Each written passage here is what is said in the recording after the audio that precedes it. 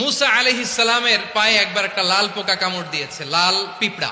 তো উনি রেগে মেগে পাশি দেখে লাল পিঁপড়ার বাসা, পা দিয়ে ডলে মুছে সবগুলো পিঁপড়া মেরে ফেলছে।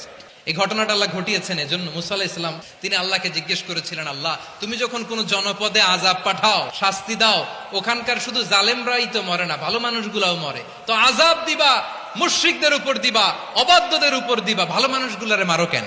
আল্লাহ বললেন, মুসা তোমার যে কামড় দিছিল পায়ের মধ্যে পিঁপড়া, কয়টা পিঁপড়া? একটা পিঁপড়া, তো সবগুলারে মারলা কেন? রেগে মেগে পুরো পিঁপড়ার বাসা ভেঙে মেসাকার করলা কেন? এই মুসা, আমি যখন অ্যাকশনে যাই, আমি যখন শাস্তি দেই, তখন এত বাস বিচার করা হয় না, বাস বিচার করা যায় না। যখন অ্যাকশনে যাওয়া হয় ওইটা ডাইরেক্ট অ্যাকশন হয়ে যায়। চিল্লায় বলো ঠিক কি না? রব্বুল আলামিন বলেন, ওয়াত্তাকু ফিতনাতাল লা তুসিবান্নাল্লাযীনা যালামু মিনকুম খাসসা। ও আমার গোলামেরা, ওই আযাবকে ভয় করো যে আযাব যখন আমি জমিনের বুকে পাঠাই শুধু জালেমদেরকেই মারি না, আলেমদেরকেও মারি।